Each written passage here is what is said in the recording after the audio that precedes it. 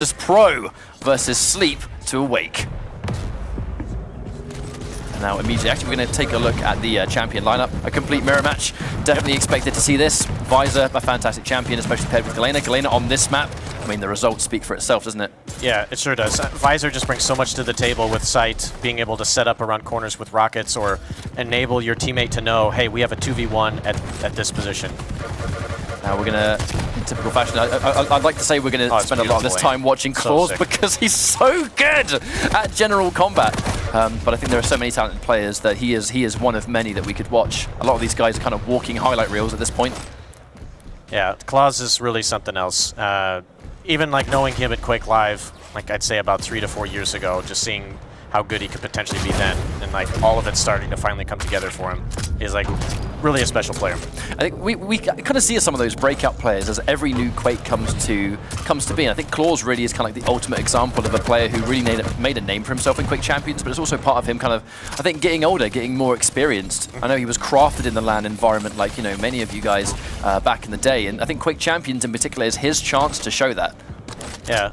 And if you see there, like, you can see the teammates through walls type thing there because of the spectator view. Avek was like at Tribolt fighting, and Cypher immediately with his stack moved from Mega like to go to the jump head to help, even though Avek won the fight. So you see that they're trying to react to each other's calls instantly on when they have a one-on-one. They're doing everything that they can to make sure that this isn't one-on-one, this is actually a 2v2, you know? Yeah, absolutely. And Claws trying to put in the work, but Cypher actually doing a bunch of work there, taking up that 2 frags. Yeah. Now this is that situation. So stacked for this power up. I was just about to mention power up right here. That's good. He took a lot of damage, but as long as he like does something meaningful there, it should be fine. Oh, a bit of fun with that. Sorry guys. Worst spectator at you. All right, here we go. Very good. Very good hesitation from Cypher. It's just great game knowledge and battle sense, like knowing that you need to like bait the quad for a sec and then take it, and just rely on your gut instincts that that's going to work out. Now actually he's been able to give himself a nice little chunky lead. I think this early in the game against the likes of Sleep to Awake, you can always be happy with, well, it's a lot more than that at this point. 6 frags in the lead in less than 3 minutes. This, you know, normally we kind of see these really slow-paced, methodical games, and while this is definitely methodical, the frags have been racking up pretty frantically.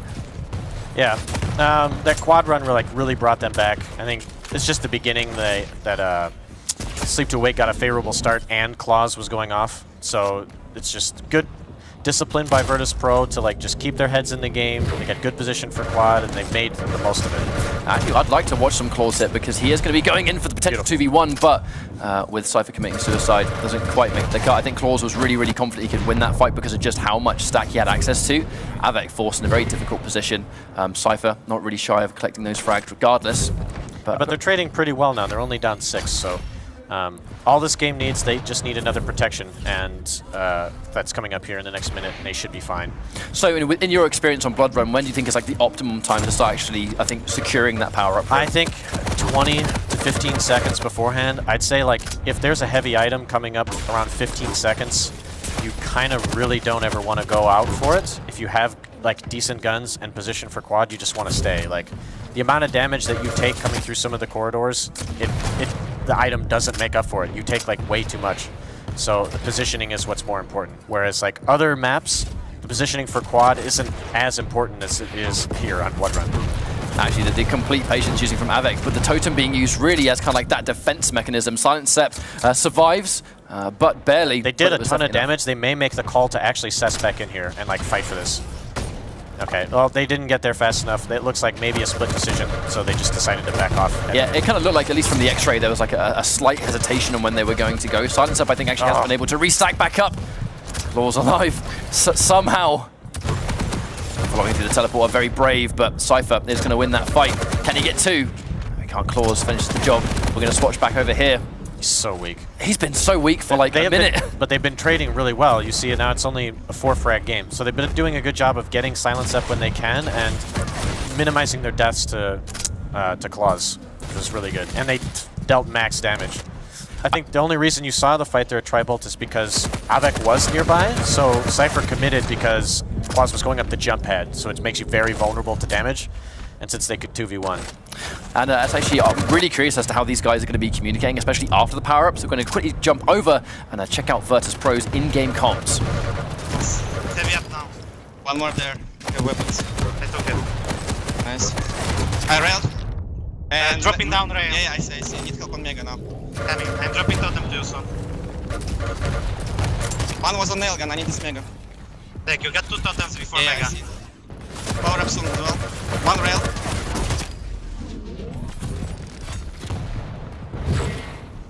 Okay. One spawn on his rail.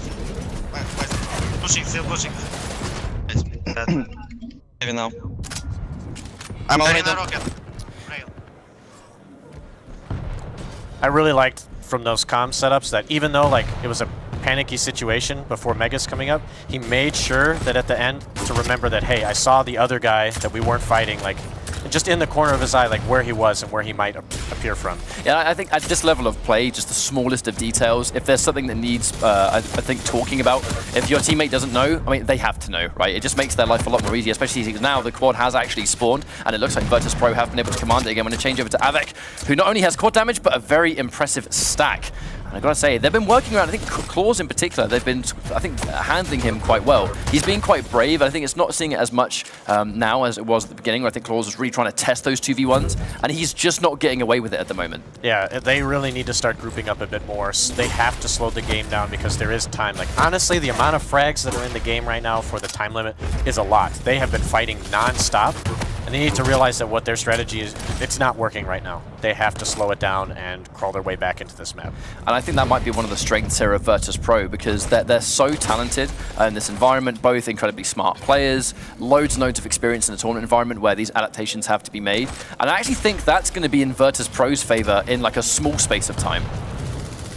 Yeah, agreed. I mean, you can see it paying off right now with the 11 frag lead with how they're playing. And I think it's just due to they're playing at the same pace, the Sleep to Awake, but they're playing together more. Like, you've seen time and time again that they're getting more 2v1s, and like it's just really hard to win 1v2s with the damage output in Quake Champions. And even with these crazy fights, so Silent Sep, we always talk about Claws being able to take those 2v1s, but I mean Silent Sep has had a fair few highlights of his own. But even with that in mind, there's an 11 frag difference now. I was just about to say, Cypher picks up one more, and he's going to be rewarded with that mega health. Oh, such a dangerous path to take. Okay, well, he's still super stacked though. Yeah, That should be his fight, and Avek's spawned too close. I think they might have been less worried taking it because they Oh, went up at the same time. Normally a bit of a death sentence, but with the coordination of these guys somehow managing to turn it into their entire favor. And with 20 seconds left to control this power-up room and the heavy, I think this is a good situation for Cypher, but not before this 2v1 takes place. Oh dear! He must not have heard the jump head. I could have sworn he would have, so that he would have known like not to fly into the room there. If they lose the power up here, it's because he kind of went too deep into the room here. And it actually looks like they might do it. no, Silent Sep. Oh, holy. can't survive! Cypher manages to fix the damage. And things just went from bad to worse for Sleep to Awake. Man, normally, like, coming up the LG jump head and stuff like that is not good. Like, you're so vulnerable to nail gun damage, you don't have much room to dodge, but just the way that the spawns worked out and, like, focus targeting on, like, other people, like, you saw multiple times people came up the LG pad and, I don't know, it just happened to work out there. And I think working out, we're seeing more than that right now. 5 frags in Virtus.pro. We're going to, I'll say it, dominantly take this first map. We expected this to potentially be close, but I honestly thought that this was going to be... Yeah, I would give Virtus.pro the edge on this map, but like for them to win by this margin potentially is pretty incredible, and they should feel good that, not like to the point where they can feel overconfident, but confident in what they're doing. And if they just keep playing consistent, they keep communicating, helping each other, that they got a chance to win this series and make it to tomorrow. And there's some absolutely incredible accuracy coming out of both these guys, and I really feel like more. These guys are bringing it. One more frag and it's going to be game over. Matt Claws manages to get one, but yeah, Cypher, he's not going to be shy of trying to land some of those miracle rails. Even if he goes down now, Avec should be able to clean up and finish the job. But Sleep to Awake fighting. But I mean, that's a lot of work to avoid any frag at all. And there we go, just like that, Sleep to Awake take number 1. Yeah, Silent Sep must have died on the other side. So there at the end, like, Sleep to Awake, you kind of know the game is pretty much over. Like, you're trying your best to the end, but they should probably think about, okay, what went wrong? We can't change the fact that we're about to lose this map, pretty much. It's like a 0.01% chance they're going to come back there. So they need to think about, okay, what are we doing incorrectly that we can adjust on the next map? Because they're probably going to play the same way since it's being successful for them. So how do we counter what they're doing? And they just need to kind of best Virtus Pro at what they're doing and stick together as much as they are. And so hopefully that when they get control, they're the ones that are sticking together and getting 2v1s, and they rack up the kills like that. That's what they need to look forward to going into this next map. And I think general combat was helping Virtus Pro. You know, they were very, very confident with the people they were going to pick out. I actually kind of looked at the end game stats. It was 27-23, very, very even indeed. Many of those fights were 2v1s or 2v2s. They were coming off the better in the exchange of. And I think it just kind of goes to show the coordination between Avec and Cypher in particular. They've actually wanted to play together for quite a while, finally having the chance to with this 2v2. And we're actually already loading into map 2, Blood Covenant. We've actually seen both of these teams look really strong in this map, but I still think that Virtus Pro are favored on Blood Covenant. It's a map they don't seem uncomfortable on at all. Yeah, what I've noticed from scrims is they do a really good job of, like, they understand the spawns to the sense they know when to run with each other, even when they're weak, to catch somebody spawning in the lower part of the map. That's the strength that I saw from them. And the biggest battle is going to be who wins position at what we call catwalk, so it's like where you're looking towards the rocket launcher from the highest point on the map. Who controls that and Railgun, so between Claws and Cypher. Like, Visor is the best champion to kind of hold that area and to run back and forth and figure out where you should go amongst the map. So yeah, I'm excited to watch this. Well, it's a good thing you are, because we're going into map number 2, wasting no time whatsoever. Champion lineup, it's exactly the same. And, you know, this late in the tournament with, I think, this part of the world, we're expecting to see this meta of champion picks completely. Yeah, I think Visor just fits Cypher and Claws' playstyle so well with what they bring to the table. And I think whoever your Visor is on your team needs to... Uh-oh, did we... May have had somewhat of a pause right here. We'll find out what's happening. If it's going to happen, I think happening at the start is probably one of the best times for it, not at the end when everything matters. Yeah. So, but what I was saying was who you want your Visor to be on your team. Oh, God. You want them to be able to deal a lot of damage. Like, yeah, holy shit at that. I genuinely cannot believe he won that. But he needs to be the guy that communicates the most, because you see so much when you're using your site. There's so much valuable information to give. And I think Cypher, what I've noticed from watching them play here at the LAN compared to seeing them online a few weeks ago when he was streaming, is his communication has stepped up. And that's what you need to when you're playing Visor. Yeah, I heard during some of the scrims when the Virtus Pro boys were playing, it was very much about Avec. That was so very stylish good selection. Yeah, absolutely excellent. But I've heard during the earlier scrims, it was a matter of Avec kind of having to really sort of play around Cypher, making sure that Avec was, in a way, almost like looking after Cypher, making sure that he was always had his back at some point. I don't actually think that's as apparent at the LAN. I think they've actually been a lot more, I think, prepared. They're playing it a lot more methodically. It's not just a matter of, I'm going to follow around Cypher and get the job done that way, which is why people weren't really expecting Virtus Pro from scrim footage to be, the team that maybe gets grand finals or something. But at this LAN in particular, they're looking just leaps and bounds above what they were beforehand. Yeah, I totally agree. And I think they've come to the balance of understanding that it's okay, you don't have to have Cypher who's playing Visor be the stacked one all the time. But I'll explain later. Let's watch this quad fight here. Yeah, absolutely. We have 5 seconds. We're going to see what happens. Claws is definitely not in a position to take that quad. I think he's either going to go for Mega or Tactical Suicide. Yeah, safest was to give it to Galena there and let her go and get the Mega for sure. So you should be calling that they're here. I'm actually surprised that that Claws joined him. I figured Claws would go to shotgun and try to flank. Probably could have allowed Silencep to, because that fight right there in red was dangerous off the spawn from Avec, but could have allowed him to get those kills much cleaner and keep moving through the map and maybe even get a couple more. Survives just barely, but it's going to be swiftly returned by Avec. 1 frag difference at this point in time. Yeah, it looks like what they were aiming to do there is, even though if they were giving up some kills at the end to the quad, they were trying to make sure that quad was weak and wasn't fully stacked for the next cycle of items so that they had a potential to get it back. So they look to give up a few frags in the lead for potential control again. Now, we're definitely going to be watching some Claws here, especially when there's a jump pad involved. He's going to pick up that very, very, very comfortable double kill. I haven't seen much of Claws from a spectator standpoint because there's always so much going on. He's doing such a good job sort of like flanking in and trying to get those fights. He's not really one setting them up, but I think we're actually going to be consciously watching him a little bit more throughout this fight. And as I've said, he should catch him. It's going to be a big fight. Yeah, Claws should win. Just not enough health. And what you want to see him do now is go back to this upper green, which he's doing. You want to control the high ground. Deny the railgun. Just keep figuring out whether you can take fights at a distance or you and your teammate can crash in on them like at medium with both LGs. And like right now, he's probably calling, you know, hey, we can't get Mega. We need to give it up. Position for the heavy, and then we'll go to quad after that. Now, with 15 seconds left on this power-up, we're going to go check out Sleep to Awake and see how they manage to take it. So go for comms.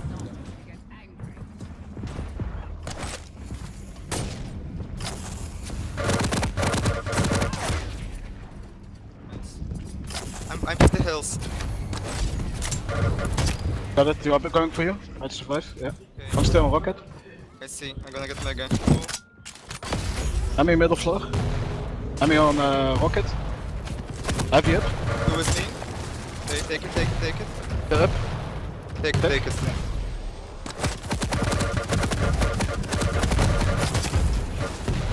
One with you.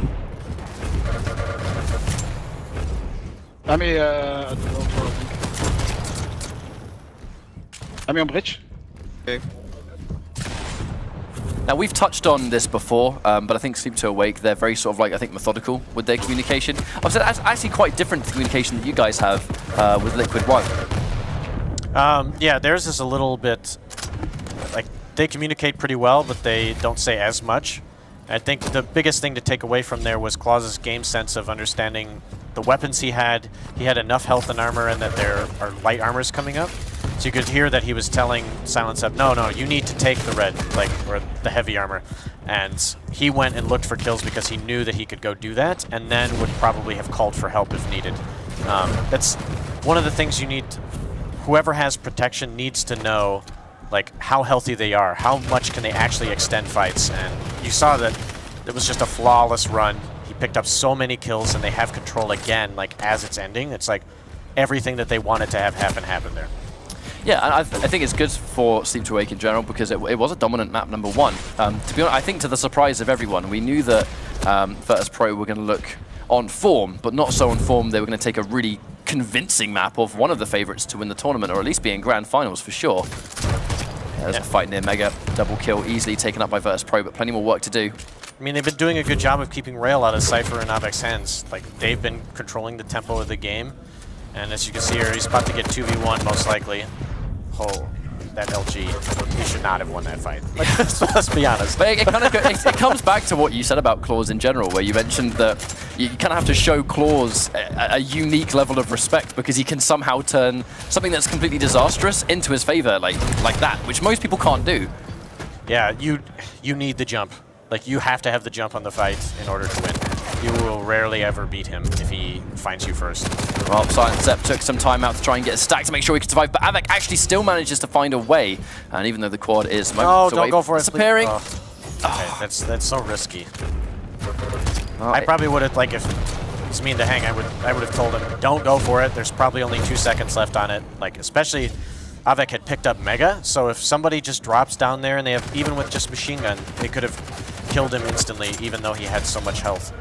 I guess sometimes you can assume like maybe it was, I don't want to say desperate measures, but because they are so far behind, they might try and make something happen. I guess maybe a couple of frags off the quad will allow it, but I guess those split decisions, right, where there's pros and cons to both, I suppose, but Claws we traded 1 for 1. Let's try and get back to Silent Sepp. Another 1v1, but fresh off the spawn, Claws is going to appear. I mean, this is very much like the first map, though. This is a rapid map. Look at how many frags have gone down to Sleep and Awake. This is how they like to approach. Yeah, they're playing so fast right now. And yeah, Cypher, good decision. He knows he can't just rush here. Even if Claus was on heavy with machine gun, he probably would have died to it. So now they just want to, like, finally, it's been like 4 or 5. Oh my goodness. I can't believe Claus even attempted that and got away with it. It's while he was in the air himself. Somebody called the police. This man just got away with murder. It's just ridiculous. But it's going to show that, you know, when Claws comes online, he's just one of, if not the hardest player to outfrag. And here comes another protection. In 5 seconds of Sleep to Awake, get this. I think much like Blood Run, this could be over. Silent Sepp's looking to control it, and he does take it completely unchallenged. Avek does manage to pick up Claws, but I wonder if it's going to be worth it for Silent Sepp to now run completely rampant. He's got tons of health left, even after that totem. And, I mean, those health bubbles are going to make it super reliable for him to get a few more. You should pick up the rocket. Like, having the was a bit ability weird. to rocket jump while you have protection and, like, boost yourself into fights is so key. and he's kind of like limited himself. Now he can't even rocket jump up to kill them as time's running out. So that small little decision just cost them potentially 2 to 3 frags to end the game quickly. Yeah, I know. At this level of play, you see some players, like, you know, if they somewhat miss in the middle of their strafe jump, whatever, a weapon kill, they won't kind of take the extra second to go and collect it because they feel, I'm going to lose a frag, or maybe I'll lose protection time if I don't take it. But I guess that's the opposite end of the spectrum. Cypher in trouble, but Sidestep doesn't want to give up anything unnecessarily. Maintain that control. Claws able to get one more frag. Is he going to get the 2v1? He is indeed. And that's going to be 1 map apiece. Sleep to Awake playing a lot more on that map like we kind of expected them to. Yeah, I think, and there is the, you know, the signature Claws plays of being able to 2v1 when he shouldn't, like other players shouldn't, you know. That last protection, Avik and Cypher had position, and he went for a crazy 2v1 with LG and just managed to, like, at the way you have to lift somebody like that, people don't understand it. Like, the way you have to lift somebody with LG like that, you have to catch them at the perfect time at the right angle. And the fact that there's 2 people that are going to be shooting at you, and that he managed to kill that, then went up the jump head, which makes you easier to hit, and still managed to put out all that damage and earn the Mega and position for power-up. That won them the game right there. I guess that goes to show why he, you know, he's the Quake World Championship champion of the game. Yeah. That's why last year he was he is the highest paid Quake player now, just from that one event, from both game modes, because of little things like that. I feel like the thing about Quake Champions is, I know, you know, we've been on Twitch now for 2 days for this tournament, and there's the high possibility of people watching this game for the first time or going, oh, there's a new Quake, I didn't know about that, I'll go check it out. Like, you could have like a trial mode, and that scenario of having to catch that angle to like basically 100 to 0 someone, that could be predetermined, it could be a practice format, and it will still take a lot of players a while to actually execute that. And that's just against one guy, not the fact that there are 2 there. And there's so much going on, and it's LAN, and you're playing for $50,000. Like, I think it goes to really show, I think, just how I think the pressure to get to these kind of world-class players. Now, our final map is going to be the new map in the recent patch. My favorite map in the pool right now. I think it's a lot of people's favorite map. It's really fun to watch. It's really fun to play. I mean, why do you in particular like Awoken so much? Just the way that the map flows feels really good. It's a very simple design, but like certain little changes to architecture allow for very unique fights, like the little window by the heavy armor that you can also see to like what we call cubby that goes towards Mega. It's just the way the terrain is built, how it looks, how it feels. It brings a lot of different unique fights that you don't see on other maps, so that's why it probably feels the best and it feels fresh. Now, there's definitely a lot to play for here, but this being a upper bracket match does mean that whoever loses this map isn't out of the tournament. They're going to have another shot, but I think if you're in this situation and you're 1 map win away from qualifying for tomorrow's games, where the cash is going to start to really line up, obviously they're going to be joining the likes of yourself as well, where the matches are going to get even more ridiculous. Not that this isn't a ridiculous map to begin with, but I'm going to put you on the spot. Out of these 2 teams, who do you like the most? Who do you think's moving on? If this was another map, I would honestly pick Sleep to Awake, but I think this map allows for Virtus.pro's style very well, like of playing together and catching them out. My god, that was the fastest 2 kills I think I've seen so far. Sidestep and Claws again. We're going to quickly check the lineups. It's going to be Visor and Galena. Yep, just going with the standard, what most of Europe thinks are the strongest picks right now, and rightfully so. Both are very strong on this map. Galena being able to provide extra health at the quad area, and the rail, which is the position you kind of want to hold because it's between both items.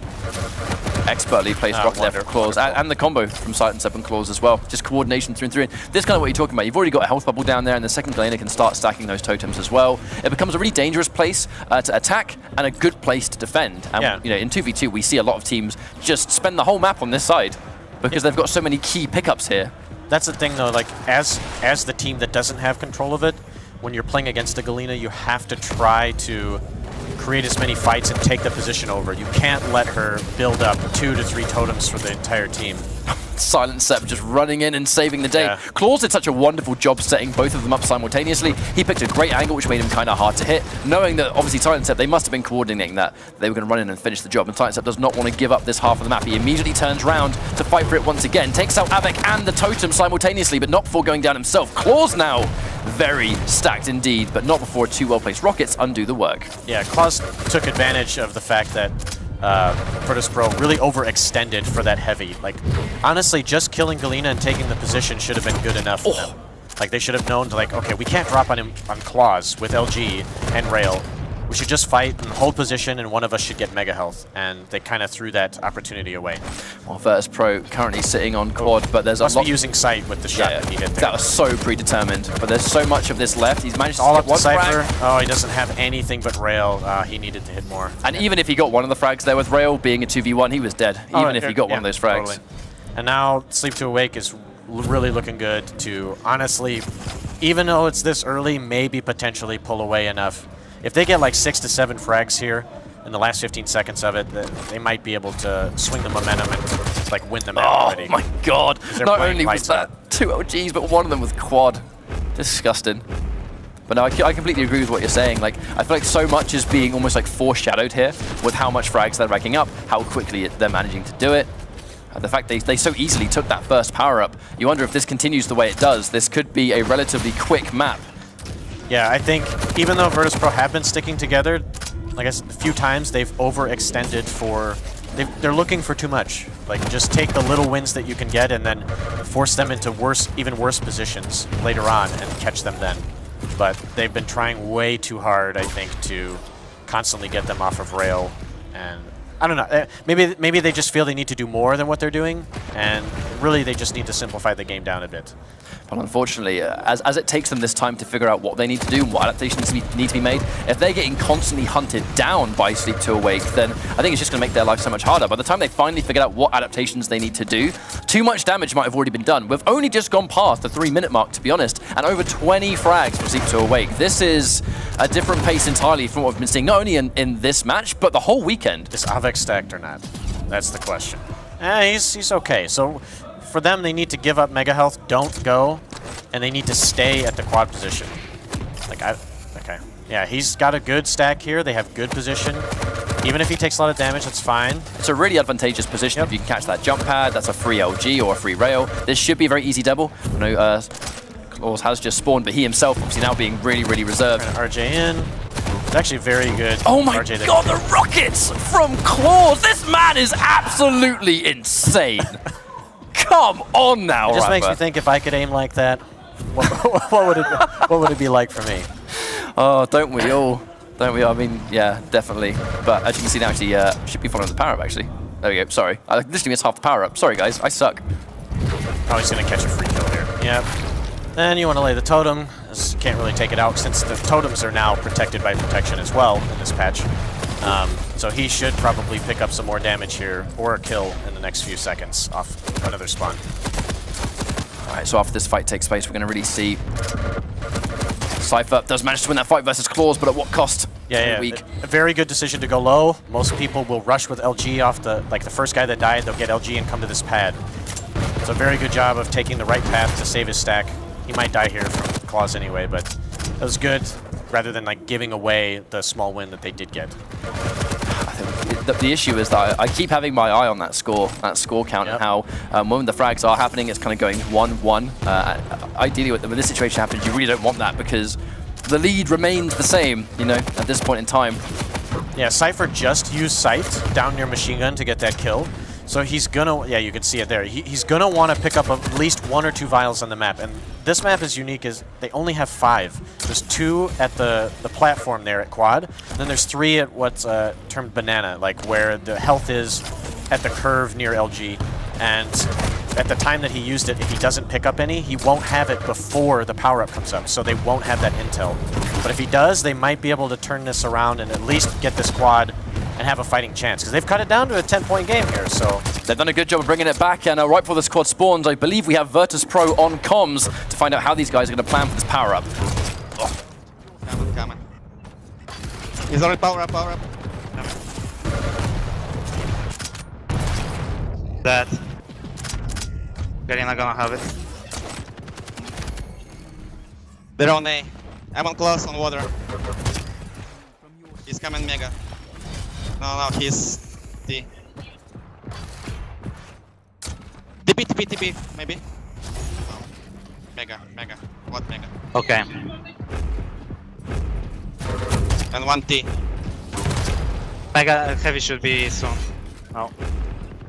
This. I'll push. I'm throwing totem. Top.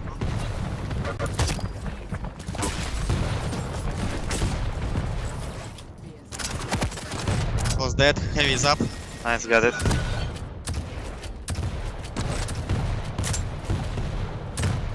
As you can see there, that was a fantastic power-up for Sleep to Awake, and it's just going from good to absolute best at this point in time. It has not been a long round at all, and these guys are on the verge of having 10 frags away from winning the whole thing. Yeah, I think the key to that last power-up was Avec pushed a little too aggressively to cut off Silent Step at Cubby, and then his own self-rocket knocked him down. And in that meantime, where he should have been holding position at quad and like just spamming and then fighting the guy that comes from rocket launcher, that side is the most dangerous side to deal with. And so he's down at the bottom and has to come up a jump pad, and then you have a stacked Claws there who, with his aim and positioning, like that's what won, you know, Silent Step the quad there, and then he didn't do anything too fancy. He just got full control of the map and is putting them in position now And to win the game. And that right there, I think, is the similarities, but also like differences in Silent Step and Claws, in that they both make these massive plays and these great decisions, these really fundamental things. But Silent Step doesn't really do it with style. You know, he's a very efficient, very simple, but he just makes all the right decisions. Whereas Claws, whilst at the same time can do that, is just so brave and aggressive. I think they complement each other so well, and it's no wonder they're teammates in this tournament. I definitely agree. Their play styles are very good for each other. They play, you can see that in Sacrifice, and it's carrying over here for 2v2. Check out some Silent Step, see if he can use the last of this protection. 3 more frags left to go, and it really has been the start. Actually, Claws rocket jumping straight in. I was going to check just in case there's something cute, but he did eventually die. Not that it's going to be a huge problem, because 2 frags left. These guys are going to take him out. One more at that matter. And Claws is up behind. This has to be a wrap, surely. Yeah, that's it. You have the jump pad with LG. You're not getting out. There we have it. Virtus Pro are going to fall in this upper bracket to Sleep to Awake after a really impressive map number 1, but they just couldn't keep the ball rolling. And I think that's actually